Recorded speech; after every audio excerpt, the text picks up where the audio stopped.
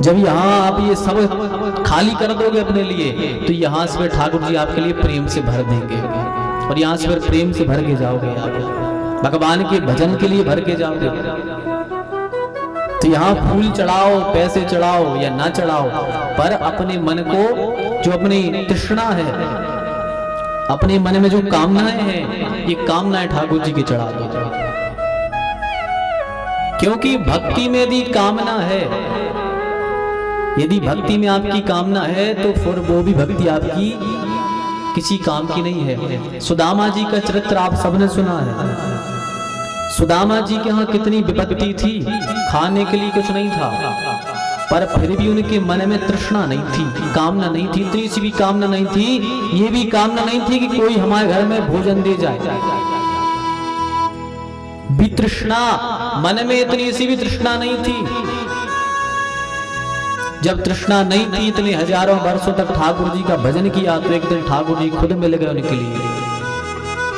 ऐसे ही भक्ति में इतनी सी भी, यदि आपके मन में, हृदय में इतनी सी भी तृष्णा की यदि बीज भी डला है, तो वो भी आपकी भक्ति को नष्ट कर देगा। इसलिए मन में बिल्कुल खाली होके आओ आप यहाँ पर। जैसे एक पात्र में दूध लेना हो, उसमें खटाई हो, दूध डाल दोगे तो दूध फट जाएगा। ऐसे ही भक्ति यदि अंदर चाहिए है, तो अंदर खाली कर लो हृदय को। यदि अंदर आपके हृदय रूपी पात्र में कामना रूपी खटाई लगी है, तो भक्ति रूपी दूध फट जाएगा अंदर जाकर। इसलिए भक्ति तो करो, पर भक्ति भी ज्ञान और वैराग्य के साथ में करो, क्योंकि भक्ति ज्ञान और वैराग्य के साथ में ही पुष्ट रहती है। बिना ज्ञान वैराग्य की भक्ति रोती है। कल आपने सुना था वृंदावन के घाट पर भक्ति महारानी रो रही थी। क्यों?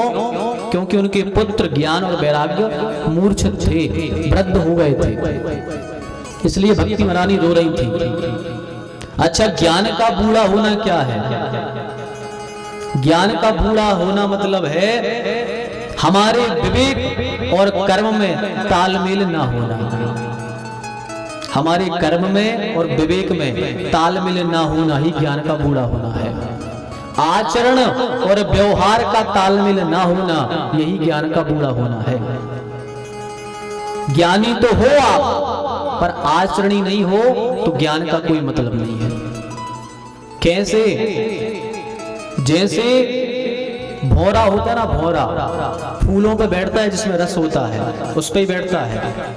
पर आपने ज्ञान से कमल का फूल एक दीवार पे बना दिया, तो भौरा आएगा, उसको मुंह मारेगा, और उसे रस मिलेगा क्या? कमल के फूल में नहीं मिलेगा। ऐसे ही आप ज्ञानी हो पर आचरणी नहीं हो, तो आपके ज्ञान की सार्थकता नहीं है। बिना ज्ञान के आचरण का कायदा नहीं होता। जब आपको ज्ञान होगा, फिर तो आप आचरण में लाओगे। वही हम अभी कह रहे थे, ज्ञानी सब हैं पर आचरणी नहीं है। सब जानते हैं कि माता पिता के चरणों में प्रणाम करना चाहिए, सब जानते हैं, पर बताओ किसी के आचरण में है वो? इतने लोग बैठे हैं, सबको पता है कि माता पिता को प्रणाम करना चाहिए। प्रातः काल उठ के रघुनाथा, नावै शीस मातु पितु माथा। माता पिता के चरणों में माथा नवाते थे राम जी।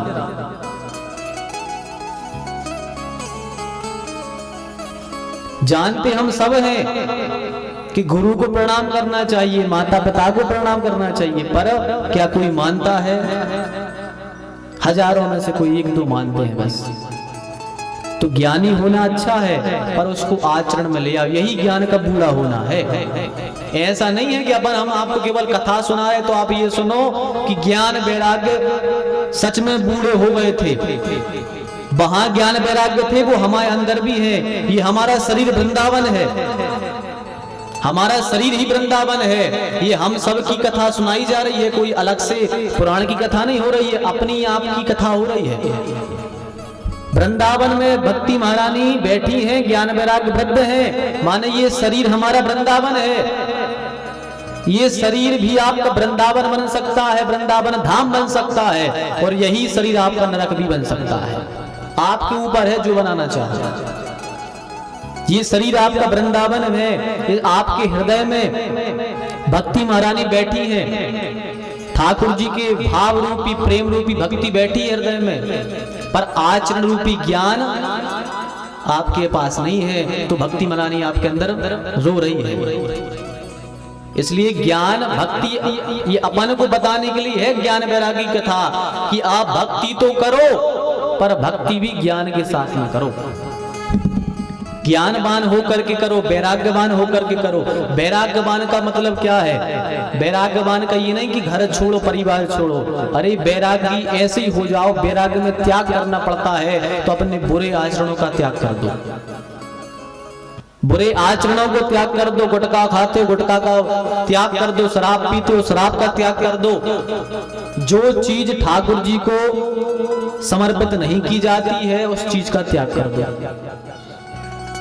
और सूरदास जी ने त्याग करने को क्या कहा है? सूरदास जी कहते हैं, तजिए हरि विमुखन को संग।